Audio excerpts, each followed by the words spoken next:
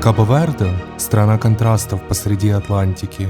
В одном маршруте здесь уживаются резкие горные хребты и барханные пустыни, черные вулканические берега и широкие пляжи, а через перевал – неожиданно свежая зелень долин. Города живут своим неспешным креольским ритмом, а пейзажи меняются буквально за час пути. Здесь на небольшом расстоянии собраны очень разные природные и культурные миры, и каждый раскрывается по-своему. Друзья, привет! Буквально 40 или 30 минут назад я приземлился на остров Боа-Вишта в Кабо-Верде. И что меня удивило, то что тут есть e-гейты, то есть можно проходить без пограничников контроль. И аэропорт очень маленький, и все достаточно быстро. И, к сожалению, я хотел забронировать машину, но у меня этого не получилось, потому что путешествие было забронировано спонтанно, и машин не оказалось. Поэтому, чтобы не тратить много денег на такси, я буду идти в отель пешком. Он не так уж и далеко, всего лишь 40 минут пешком туда. И что еще меня немножко смущает, что тут очень много мух и комаров. Пока я стоял в аэропорту, меня уже всего искусали.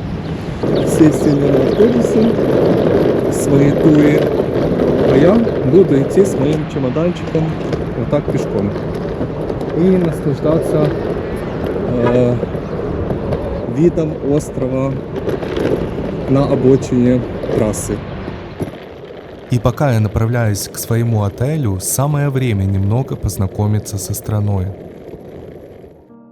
Кабо-Верде – это архипелаг Центральной Атлантики у западного побережья Африки.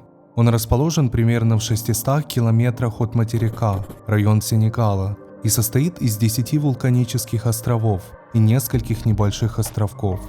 Архипелаг традиционно делят на две группы – ветреные и подветренные. В этом выпуске мы будем на 3 островах. Сначала Боа-Вишта, затем Прая, столица на острове Сантьяго, и напоследок Сал. Посмотрим, чем отличаются их ландшафты и ритм жизни, как удобнее перемещаться между ними и что обязательно включить в маршрут. Поехали!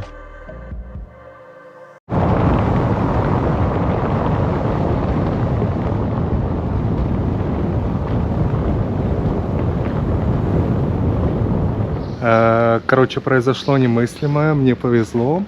И по дороге сюда пешком в отель я встретил таксиста, которого зовут Ти. И он предложил мне бесплатно поехать. Ну, сначала платно, конечно, потом бесплатно сказал, передайте эту визитку тогда другим людям, которым нужно. Или сами, если хотите, можете поехать в другой день. Поэтому я уже приехал в отель и сэкономил минут 30 ходьбы пешком по жаре. И я очень рад. Так, покажу вам немножко отель, вот так, сверху отсюда, бассейн, и там пляж находится. Так как я приехал еще рано, сейчас 10 утра, то мне нужно ждать где-то часа 3 до заселения, и пока вот чилить здесь. Я, конечно, не поклонник таких отдыхов, ну, то есть, вернее, я могу день-два поотдыхать, но на 3-й день мне уже такое надоедает. И поэтому постараюсь как-то завтра посетить какие-то места здесь на острове.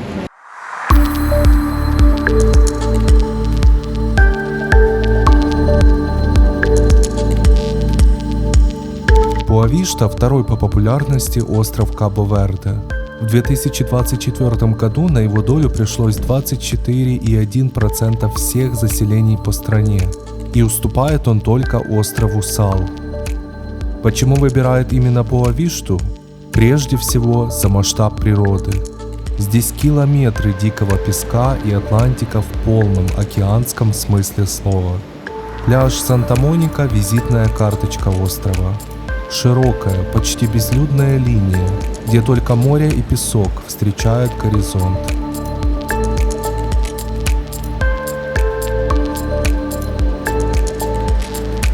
Я нахожусь сейчас на территории старой кирпичной и керамической фабрики, и они, соответственно, производили эти продукты.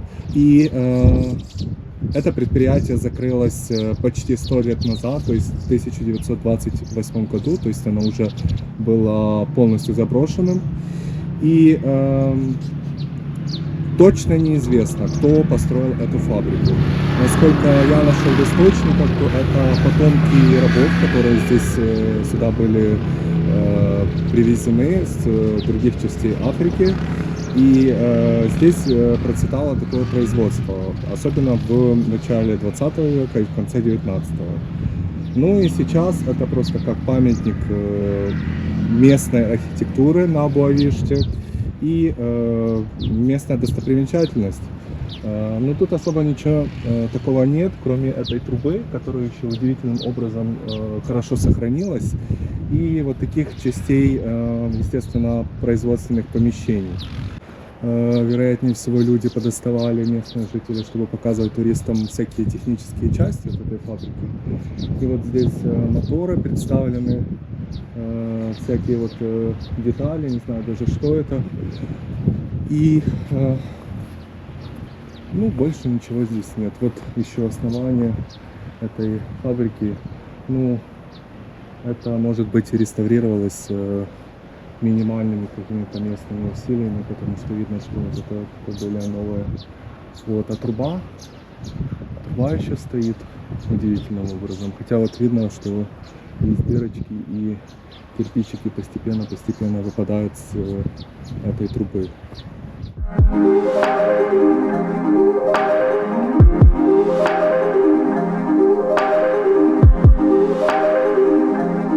Сама идея большой индустриальной линии в такой местности была нечастой. Для архипелага это выглядело необычно. Об этом прямо пишут местные исследователи, подчеркивая удивительность появления индустриальной керамики на Боа-Виште в начале 20 века. Выпущенная продукция здесь была на уровне европейской технологии своего времени, а экспорт был прежде всего в страны Западной Африки. После остановки производства корпуса быстро сдались подвижным дюнам. Песок наваливался на слабые кровли, перекрытия не выдерживали, и здания оседали под весом барханов. Сегодня руины кирпично-черепичной фабрики на пляже Прая Дже Шавеш – это символ Боа-Вишты и удобный ориентир. Издалека видна единственная уцелевшая труба – Шамине Дже Шавеш. Кстати, и тут вот возле трубы есть пляж, и тут есть предупреждение, что это пляж, там, где оставляют кладку черепахи. И запрещены flashlights, то есть свет мерцающий и вообще белый свет. Нельзя тут камни ставить, очень всякие раскладывать, трогать черепах, мусорить, ну, стандартные ограничения для таких мест природных. Вот. Ну, не знаю, вижу я тут черепах или нет. Но сегодня вечером, кстати, если все будет хорошо, я поеду на экскурсию, и мы с вами посмотрим на то, как черепахи ночью откладывают яйца, потому что сейчас сезон как раз, и они приплывают сюда на берег и ищут укромное место ночью, чтобы отложить яйца.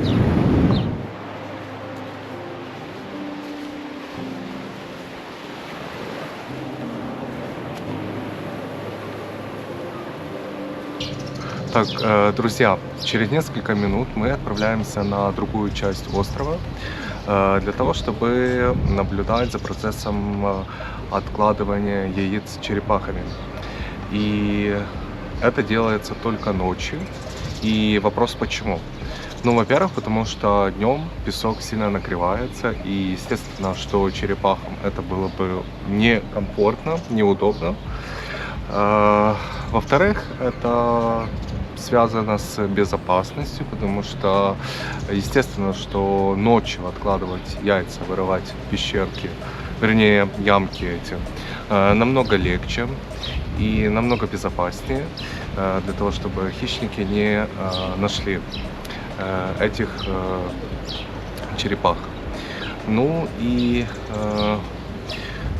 поездки туда контролируются строго, то есть есть лимитированное количество людей, которые может посетить за раз, за одну ночь место кладки черепах, потому что в любом случае для них это стресс. И в принципе сезон летом и в начале осени, то есть сентябрь и еще октябрь, поэтому в августе мы в самый пик как раз их активности, и поэтому это будет очень интересно. И экскурсии стоят в среднем где-то 70-80 евро с человека, и включается туда трансфер и гид англоязычный или другие там языки, португальский, естественно, потому что это португалоязычная страна, или там итальянский иногда, или какой-то еще, может быть, немецкий, в зависимости от гида. И на самом деле нужно смотреть экскурсоводов, которые сертифицированы местными властями, потому что это гарантирует то, что вы не навредите черепахе, во-первых. Во-вторых, платите деньги людям, которые этому обучаются. Что еще сказать по поводу черепах можно? Что так как они избегают дневного света и жары, то это свидетельствует о том, что они очень чувствительны к белому свету, белому цвету и синему спектру также. И поэтому, если вы заметите, то потом, то всегда снимают процесс складки, то есть нужно же видеть ночью, что происходит там, с помощью красного спектра, потому что черепахи как раз не чувствительны к этому цвету, но очень чувствительны к белому и синему. И также можно использовать инфракрасные камеры, но не у всех они есть, поэтому используют красный цвет. И все фотографии, которые вы найдете, вернее большинство, естественно, сделаны в красном цвете для сохранения вида и для безопасности самих черепах. Кстати, по дороге сюда местная полиция останавливает машины и заклеивает им фары для того, чтобы они светили белым светом. И наклейки они красного цвета, то есть они перекрывают вот этот белый свет. Давайте рассмотрим этот процесс. Самка морской черепахи выходит на берег и работает только задними ластами. Она выкапывает узкий колодец в плотном влажном песке, чтобы стенки держали форму. Затем опускается в гнездо и откладывает яйца. Обычно это от 80 до 120 штук. Самокладка занимает 10-20 минут, а весь наземный цикл от выхода до маскировки и возвращения в море укладывается примерно в час, иногда полтора. После откладки она теми же задними ластами утрамбовывает и маскирует песок, стирает следы и уходит в океан. На Боа-Виште гнездится в основном вид черепах каретта, длина которых обычно от 70 до 95 сантиметров, а масса от 90 до 150 килограммов. Так, друзья, значит, я в городе Сал-Рей, это главный город острова Боа-Вишта и самый большой, если не единственный почти. И он на самом деле не такой уж и большой. Население здесь около 9000 человек, но он стремительно растет, потому что еще в 2010-м это было около 6000 человек. Вот. И на самом деле тут особо нечего смотреть, кроме буквально нескольких мест, и сюда сильно не нужно стремиться и тут задерживаться. Но так как я уже на этом острове, естественно, я пойду сюда и посмотрю, что тут происходит. И вы можете посмотреть, тут очень много лодочек. Рядом недалеко находится фиш-маркет, и мы туда сейчас пойдем.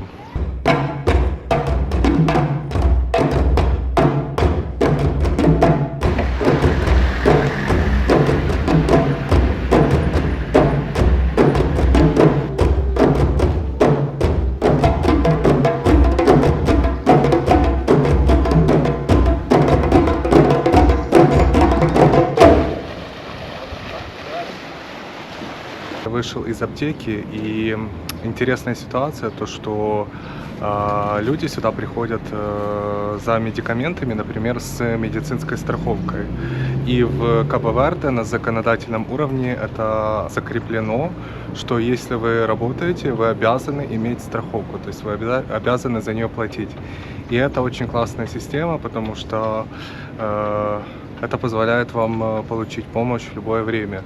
И в этом Кабо-Верде, конечно, намного прогрессивнее, чем многие африканские страны.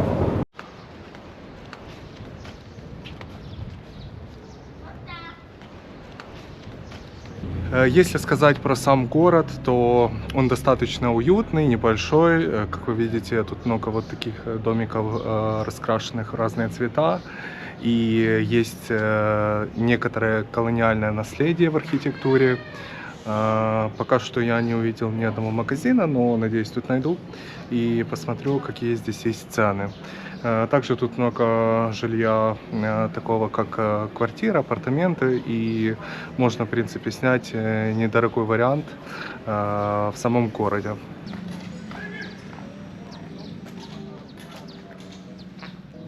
Название города Салрей буквально «соляной король». Пришло из португальского и отсылает к исторической добыче соли на Боа-Виште. По последней переписи здесь проживает 9610 человек, и это 7-й по численности город Кабо-Верде. Сердце исторического центра – приходская церковь Санта-Изабель на одноименной площади. Это скромный храм 19 века, главный католический приход города. Вокруг него 4 июля ежегодно проходит праздник покровительницы с процессией и благословением моря. А дальше по курсу новый остров Сантьяго и столица страны Прая, где мы продолжим наше путешествие.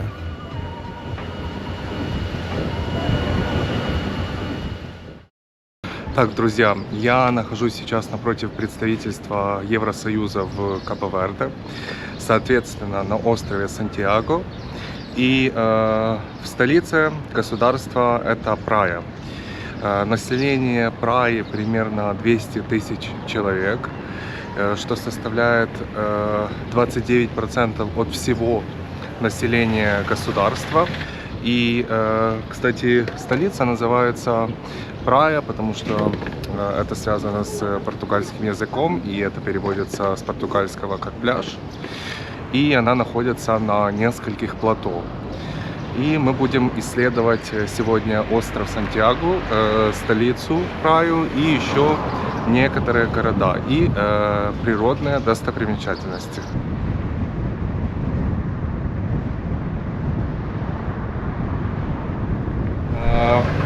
Друзья, значит, я поменял денежки уже в Прае. И местная валюта называется Escudo Кабо-Верде. И она, кстати, привязана к курсу евро с 2002 года законодательно. И курс, так как он фиксированный, он 110 эскуда, 225 центавов, ну как центы. И банки обычно берут комиссию где-то, скажем, 2 евро на 100, то есть со 100 евро это где-то 2 евро комиссия. Вот, и деньги выглядят вот так. Это 200 эскуда, это 2000, самый большой номинал 5000 эскуда. И деньги на самом деле достаточно симпатичные, мне нравятся, веселые такие.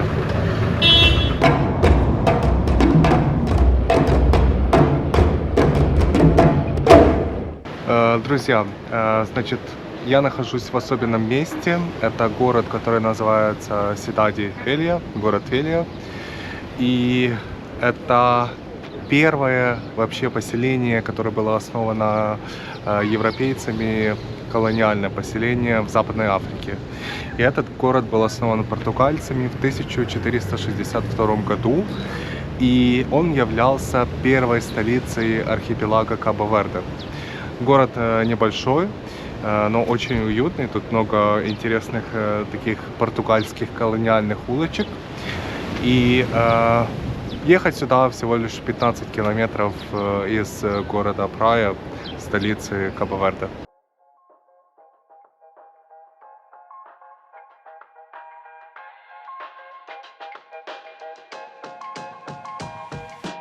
Сидад-де-Велья когда-то был ключевым транзитным португальским портом между Африкой, Бразилией и Карибами.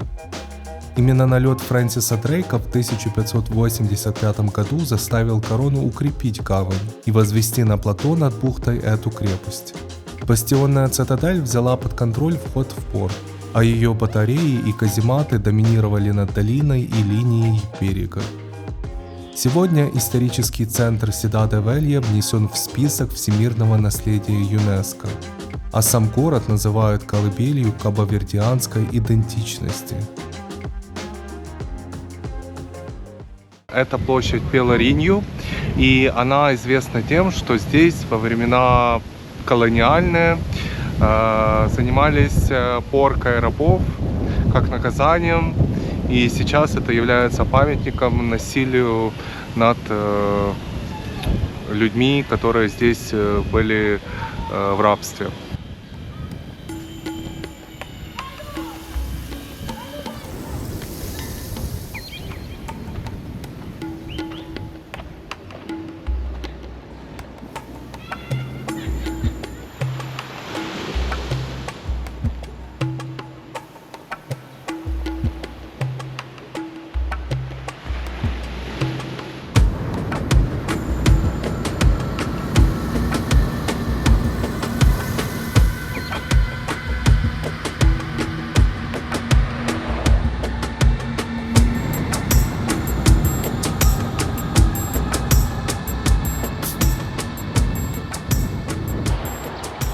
Друзья, я постепенно поднимаюсь вверх, в центральную часть острова. И тут достаточно высокие горы. Как вы видите позади меня, такие острые скалы. И тут немножко температура ниже, и погода меняется. Иногда идет дождь. Но на самом деле природа, ландшафты очень классные. То есть тут ездить очень интересно. И тут чисто, тут достаточно спокойно. И я получаю только одно наслаждение от поездки по центральной части острова.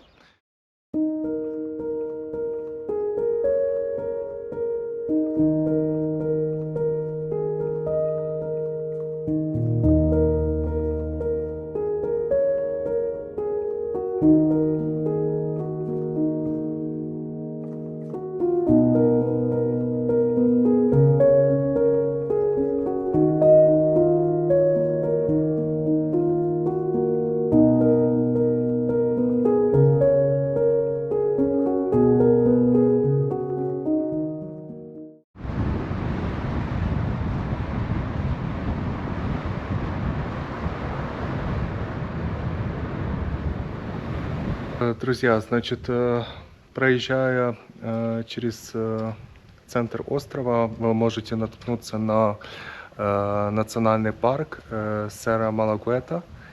И это самый большой национальный парк на острове. И здесь очень много пеших троп.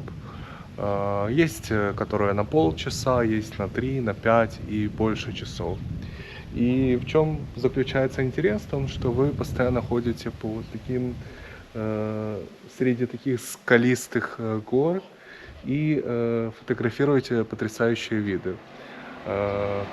Сюда легко добраться, все бесплатно, в принципе, но только если вам нужен гид, разве что. И тут, естественно, очень классная природа, поэтому сюда однозначно также стоит приехать и выбрать какую-то тропу и заняться хайкингом, если у вас есть больше, чем один день, чтобы посмотреть еще и другие достопримечательности на острове.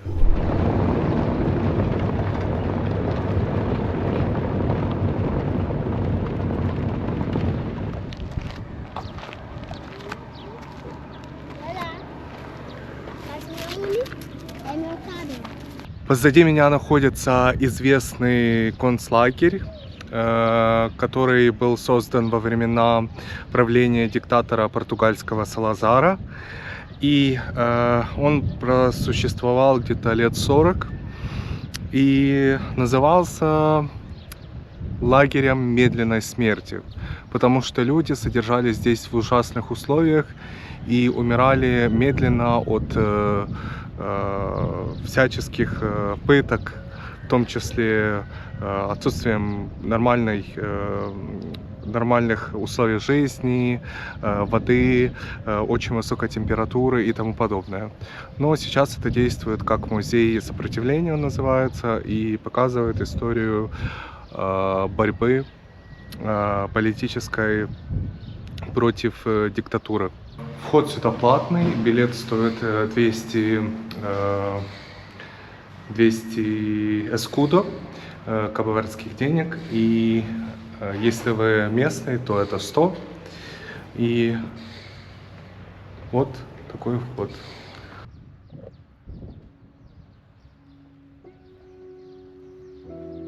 В лагере Тарафал держали прежде всего португальских антифашистов, а позже активистов антиколониальных движений из Анголы, Гвинеи-Бисау и Кабо-Верде. Условия включали одиночные карцеры, такие как Фрижидейра и Холанджинья. Первая работала в 1936-54 годах, вторая после повторного открытия в 1961 и фактически заменила Фрижидейра. Фрижидейра, по-португальски сковорода, бетонный ящик под прямым солнцем, где температура поднималась до 50-60 градусов. Заключенных лишали нормальной вентиляции и пищи. Именно поэтому название сковорода. Этот карцер дал множество смертей и болезней и стал символом первой фазы лагеря. Холанджинья – маленькая Голландия. Дисциплинарная камера второй фазы фактически заменила Фрижидейра.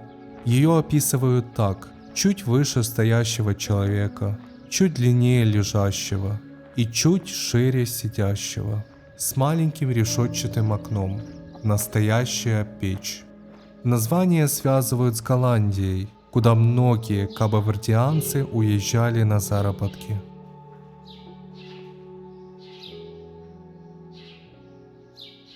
И это была действительно страшная тюрьма. Вот, например, камеры.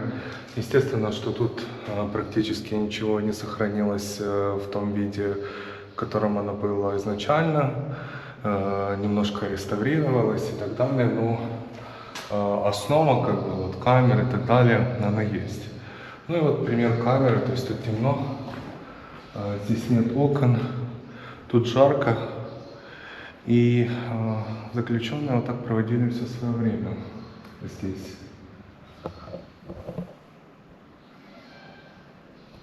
Ну и тут находится медпункт небольшой, и тут есть, например, надписи того, что говорили врачи. Например, я здесь не для того, чтобы помогать, а чтобы подписывать сертификаты о смерти. Ну или тут небольшой диалог, что у тебя есть, наверное, что у тебя, отвечает температура, говорят, да, у нас ничего нет. Мы собираемся заказать медикаменты из Лиссабона. Он говорит, я уже заказал их 2 года назад, но ничего еще не пришло. Это очень далеко. Будь терпелив, окей? Ну, то есть люди, это имеется в виду, что люди ничего не получали, никакой медицинской помощи здесь. Это было как что-то страшное. И вот посмотрите, кстати, есть небольшие картинки, как оно было. Черно-белые. Ну и сейчас это выглядит вот так.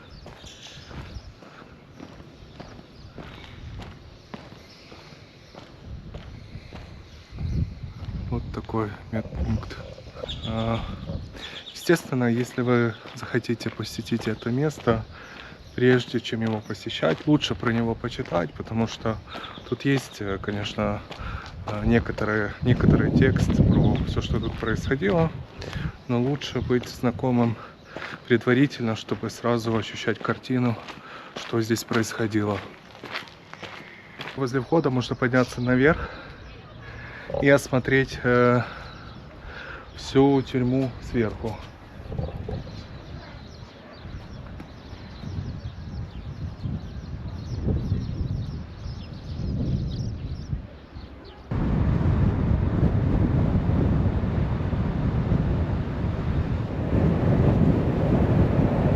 Друзья, я остановился в небольшом городке Пико, который находится в центральной части острова. И он особенен тем, что он расположен на такой скале и имеет всего одну дорогу посередине. И тут на самом деле особо делать нечего, но в плане гор это интересное место, потому что здесь как раз начинается подъем на самую высокую точку острова. Она вот здесь. И удивительно, кстати, что куда бы ты ни поехал в Кабо-Верде, на этом острове, везде встретишь асфальтированные дороги. То есть вот смотрите, какая дорога. Ну и плюс, конечно, привлекает вот этот вид.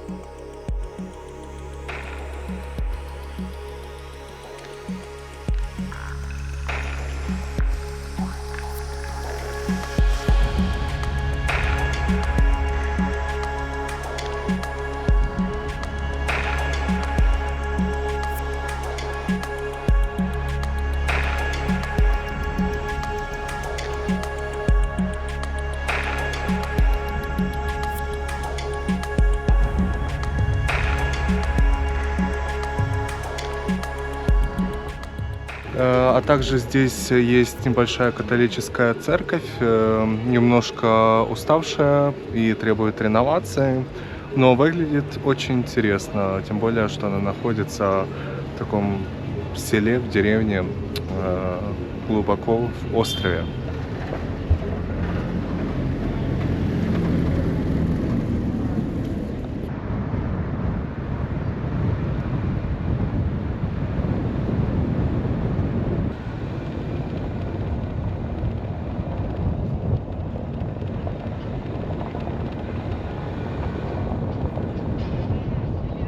Друзья, я приехал практически на самую северную точку острова. Это город Тарафал. И он известен в первую очередь тем сейчас, что здесь находится самый красивый пляж на острове. Город тоже достаточно маленький, но очень уютный, симпатичный. Тут много ресторанчиков, много кафе. И что еще? И он подходит замечательно для такого отдыха неспешного.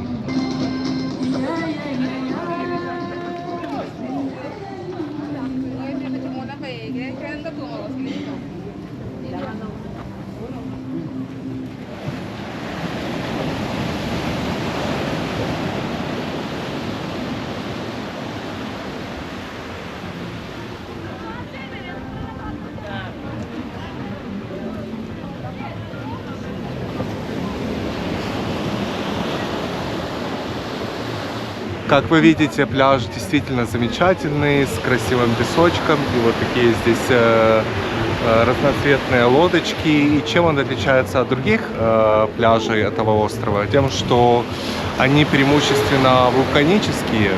И, соответственно, песок там темного цвета. А тут он очень желтый и мелкий и приятный. Поэтому люди стремятся поехать сюда, если они приезжают на Праю. И в Сантьяго остров, и сюда дальше едут, чтобы окунуться в пляжную такую жизнь.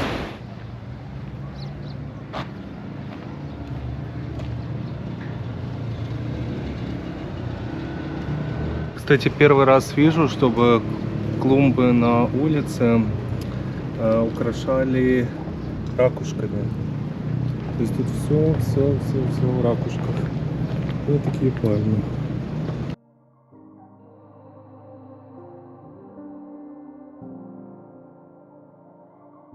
Название тарафал происходит от тарафе, местного тамариска, что растет на прибрежных песках Кабо-Верде. Природную защиту тарафала задает Монте-Грасиоза.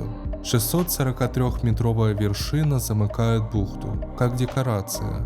Из-за нее панорама с пляжем и пальмами выглядит цельной открыткой, с какой бы точки вы ни снимали. И, конечно, это город рыбаков. Цветные лодки тянут прямо на песок набережной. Ранним утром возвращаются с уловом тунца и сардины и сразу несут на местный рынок пляжа.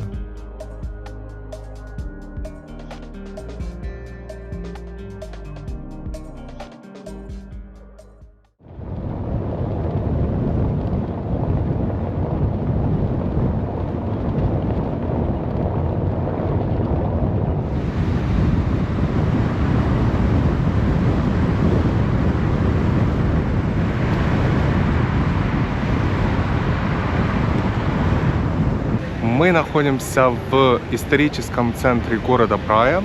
Этот район называется Плато. И здесь сосредоточено наибольшее количество ценных архитектурных сооружений. И, например, это собор, ратуша, президентский дворец и много-много другого в типичном португальском колониальном стиле. Мы немножко прогуляемся по центру города и оценим, насколько он интересен и привлекателен для туристов, для путешественников. И посмотрим, чем же все-таки похожа архитектура Кабо-Верде, старая с архитектурой, например, Лиссабона или Порту или других португальских городов.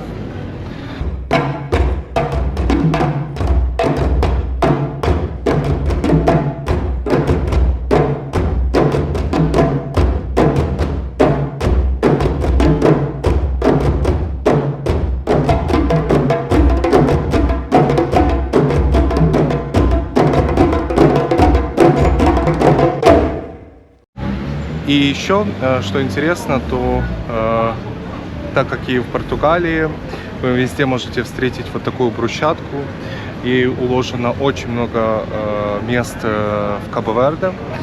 И так как тут камень этот доступен, то это иногда дешевле, например, чем делать асфальтную дорогу. Хотя скажу по поводу дорог в Кабо-Верде, то это все-таки хороший уровень. То есть здесь достаточно хорошие дороги сделаны, и видно, что они постоянно строят новые и новые.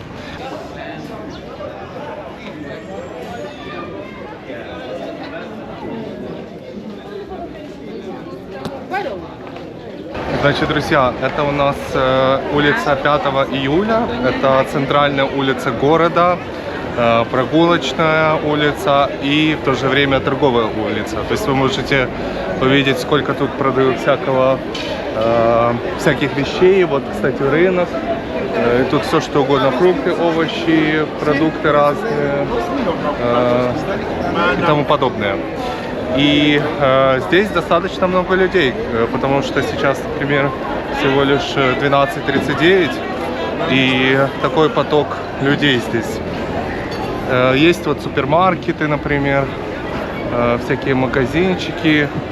Вот на улице продают рыбу, мясо, все что угодно. Бананы, помидоры. Так что тут можно прикупиться хорошо. Вот посмотрите, какая красивая улочка, тоже вымощена брусчаткой этой, да. Ну и тут, естественно, ребята вот продают всякие вещи, ходят.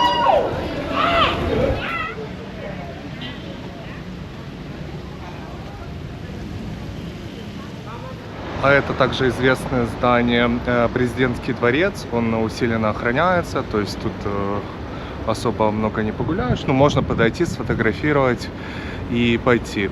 И напротив дворца вот такая площадь с обелиском. Тут расположено много таких двухэтажных зданий, раскрашенных в разные цвета. Вот розовый, там голубой, там еще какой-то желтый. Ну и достаточно симпатичный, уютненький центр.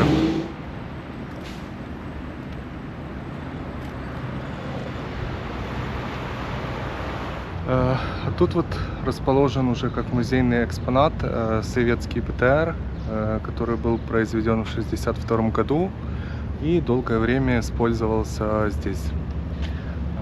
И, вероятно, был подарен еще при Советском Союзе. Такая машина.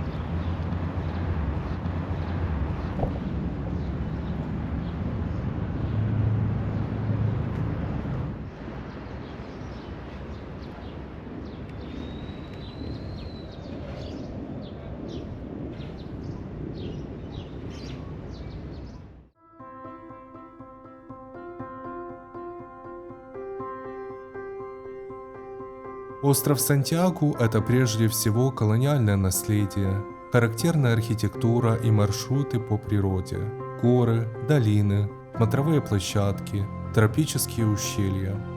Здесь путешествуют по достопримечательностям и районам, знакомятся с историей и атмосферой, а не просто лежат у моря.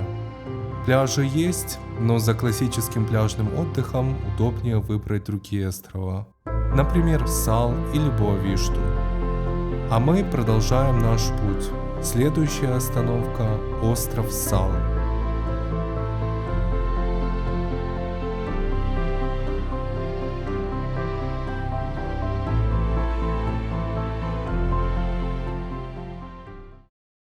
Значит, я уже прилетел на остров Сал.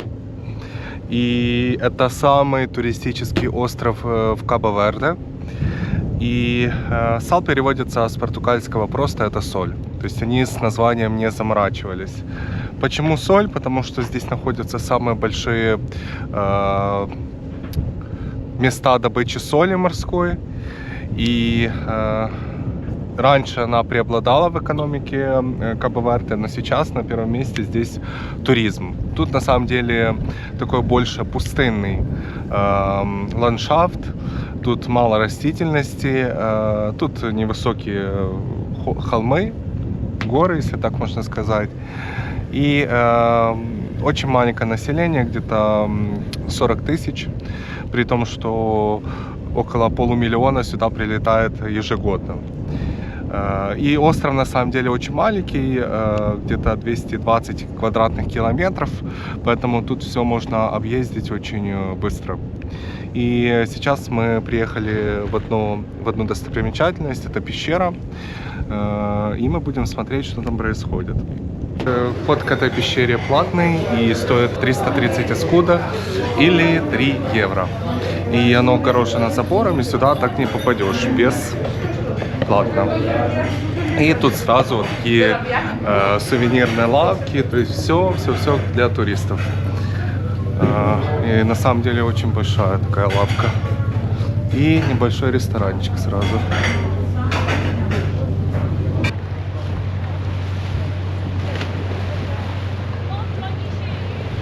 Вы видите, насколько сильные там волны, то есть нужно быть осторожным. И люди купаются только в этой части. И там находится небольшая беседка, чтобы провести время и любоваться этим местом, которое состоит из вулканических образований, как вы видите, вот черных. Но на самом деле вода очень красивая. А здесь как раз находится пещера, там где небольшое озерцо. Ну и вот тут такая очередь в эту пещеру. Там темно, на самом деле большого смысла не вижу туда стоять в очереди и засматриваться.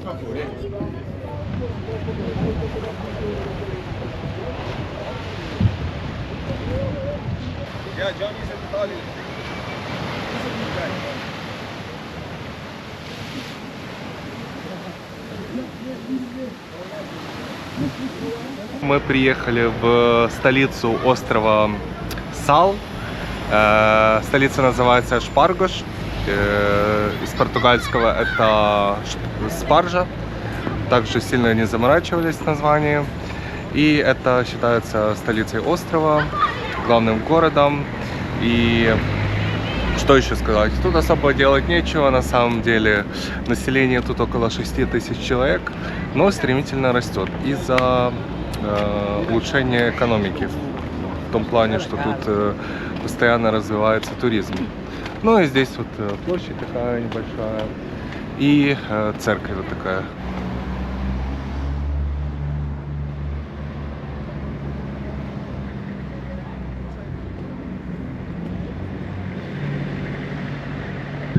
Друзья, я приехал на пляж, там, где водится много акул.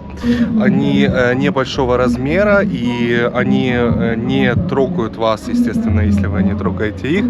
И тут можно арендовать обувь, ну, типа такие кроксы, за 5 евро они предлагают.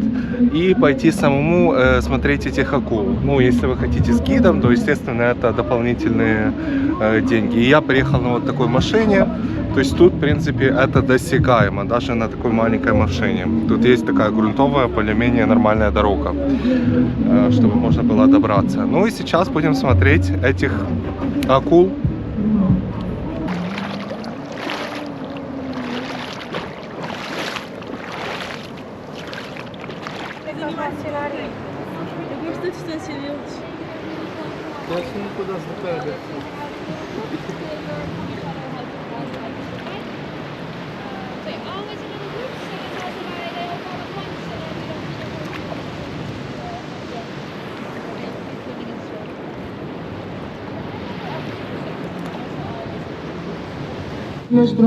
Естественно, здесь без музыки никуда не обойтись, и простые кабоверцы наслаждаются своим рабочим днем.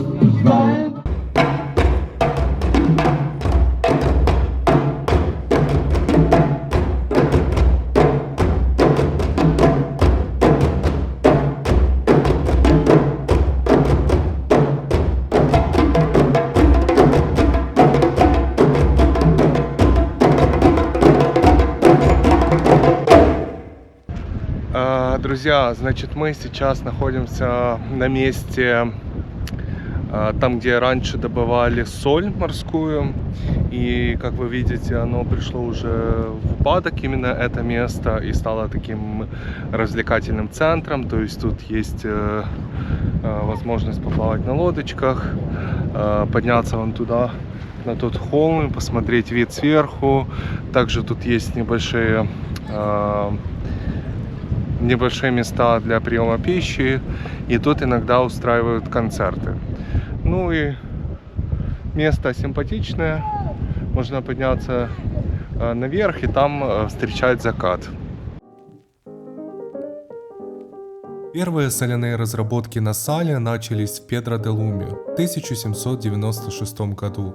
Их запустил португальский предприниматель Мануэл Антонио Мартинш. Сегодня же крупной добычи нет. Педро-де-Луме выпускает лишь небольшие объемы, в том числе для косметики, талассотерапии, а место работает как туристическая локация с эффектом мертвого моря.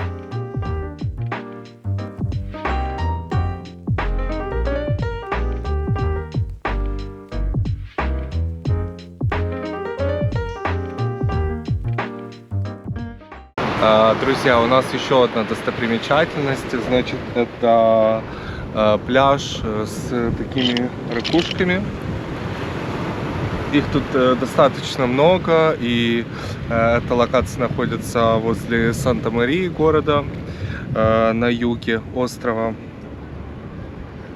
И, ну, неплохая достопримечательность. Можно вот собрать ракушки, если вас, конечно, пустят потом на контроле в аэропорту.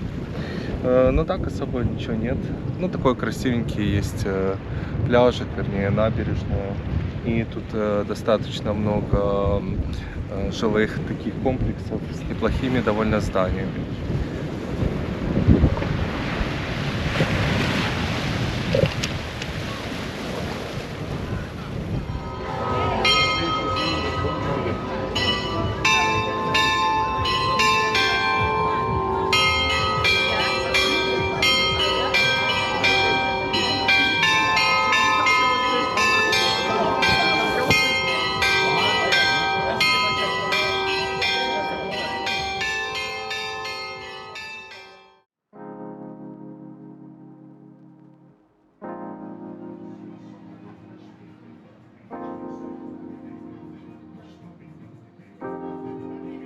Про Сал можно сказать, что это компактный и самый туристический остров Кабо-Верде. Километровые пляжи, стабильные ветра для кайтсерфинга, курортная Санта-Мария и соляные чаши Педро-де-Луме. Достопримечательностей немного. Прежде всего, сюда едут за морем, солнцем и водными активностями. Подписывайтесь, ставьте лайки, комментируйте видео и до встречи в новой стране.